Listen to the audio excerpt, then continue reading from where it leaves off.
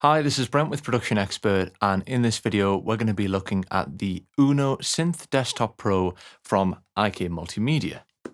In terms of running order, we'll look at the features and the overall functionality of this little desktop synth, followed by some sound examples, some of the presets, and we'll also do some tonal shaping and show how we can use this synth to design and manipulate some of the patches and some of the optionality we have on board here. So let's get into it. The Uno Synth Pro is available in two different form factors to suit every player's needs. We have the Synth Pro Desktop, which we have here. This is sort of a tabletop, very lightweight and portable synth. And then we have the Uno Synth Pro, which has a more compact metal housing, as well as a full 37-key keybed. Some of the key features with the Uno Synth Pro are the huge analog sound that we get from the three continuously variable wave shape oscillators. These all have pulse width modulation, sync, FM and ring modulation. The Uno also houses a dual filter design with 24 possible modes, including serial and parallel routing for these filters. We also have a modulation matrix, LFO control, and full ADSR envelopes for both the amp and the envelope. As well as this, the Uno comes equipped with 256 user-editable presets, an onboard arpeggiator, and a 64-step sequencer with automation. If that wasn't enough, they've also chucked in 12 studio quality effects with 3 simultaneous slots, so we have modulation, delay, reverb, and they also have a true analog overdrive circuit. Last but not least, in terms of the connectivity, we have a noiseless balance output with USB, MIDI, CV gate I/O, and also audio input for filters, effects, or outputs from external sources.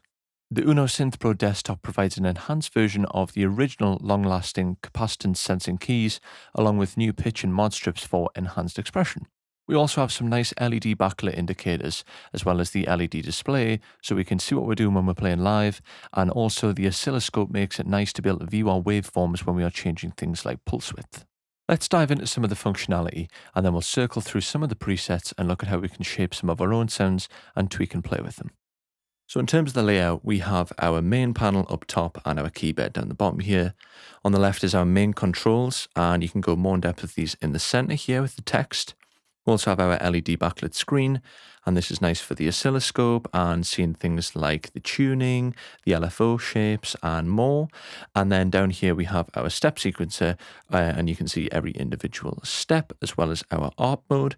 And this is where you also cycle through presets as well as songs. So we'll get to all that in a minute. Loading up a preset is really easy. All you do is press the preset button, and then from here you can cycle through all of the different presets, and then once you find one you like, you simply press it in with the value data knob here, and that's it, we're into our preset. Now, if you want to go in and change some of the parameters, you can do so by selecting which parameter you'd like to change, and then you can dive into those features here with these 4 encoders. So, for example, oscillator 1, we can look at the actual waveform and change the shape of it, as we can see. And that's the same for the second and the third oscillator. And we can also control the sync if we want them to be in sync, either the 2 oscillators or all 3, or we can turn that off completely. To the right of the oscillator button, we have our mix, and this just controls the overall level of the individual oscillators. As we go through these different functions on the left, the text scrolls down in the sub-menu here. As we can see, we're on the filter menu now, and we can control stuff like the envelope amount, the spacing, and also the different low-pass, high-pass modes, and the different filters that are on option here. To the right of that, we have our LFOs. Again, nice to have that screen because we can actually change the shape and see what's happening with that. We can change the rate, so we have 16ths, 8, and so on, the usual sort of things we'd expect to see.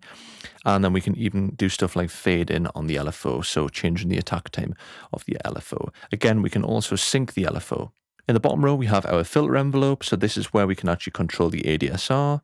Very nice. And we also have an amp envelope. This is our overall amplification envelope for all of the oscillators. Second last here, we have the mod matrix, and here we can have up to 16 assignable mod points. And in the second menu here, we can decide which thing we would like to modulate and which source would like to be affected by the destination. And finally, as we can see in the subtext, we can control the amount of the modulation. And lastly, we have those fantastic effects, as you can see, drive, modulation, delay, and reverb. And we'll come to them later on when we can hear them in some of the presets. To take control of the sequencer on board, it has the sequencer and the arpeggiator towards the bottom right hand corner of the interface here. As you can see, the pattern of this sequence is already pre-assigned for this chill pluck preset. So let's have a listen. And I'll turn the global volume up on the right hand side here.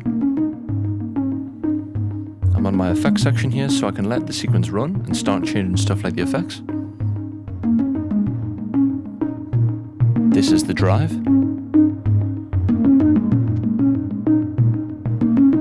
Our modulation amount, and we can also change the type of modulation, and it sounds like we've already got some space and delay echoes going on. Let's bring them all the way down. There's the patch completely flat. We also have some really nice drum and rhythm patterns on here, so if I trigger the sequencer here, what I'm going to do is I'm going to mess around with the cutoff and the resonance up here.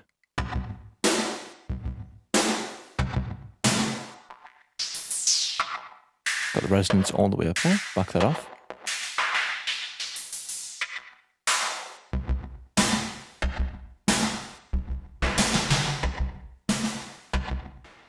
For such a small synth, it's impressive how fat this thing actually sounds. For example, this talking bass preset here. I'm going to head over my oscillator section, and I'm going to play around with some of the different waves. So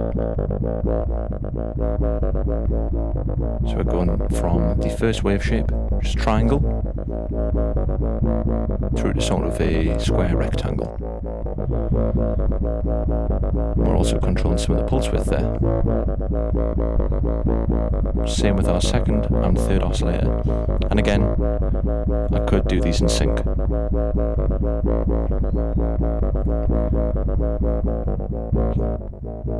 Just like that, I can turn oscillator 1 all the way off, or make it the most prominent. Go to my filter section, I can change the envelope volume.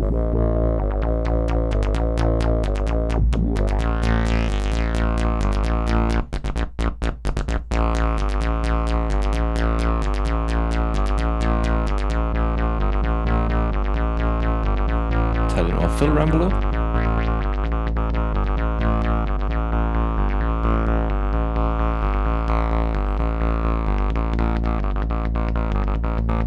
And that's me just altering the ADSR values. Back into the amp envelope.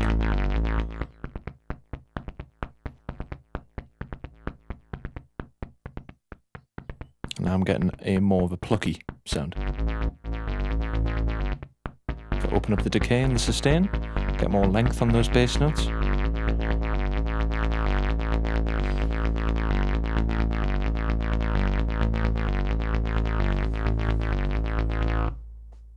Another nice feature with the desktop module is we get this touch strip on the side here, so we can control our mod as well as expression.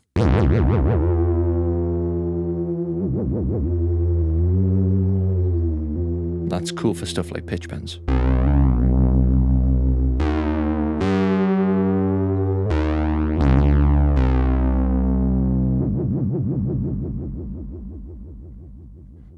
Once we find a preset that we like and head over to the song button, song is a chain of sequences, so it gives us a starting base for some inspiration when it comes to either rhythmical or melodic ideas. And we get a different one of these for each individual preset, so let's try this one.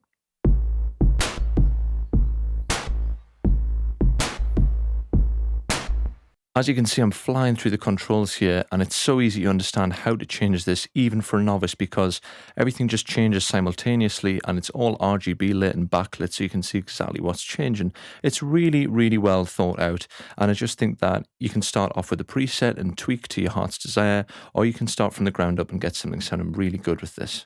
Let's finish off by listening to a couple of my favorite presets.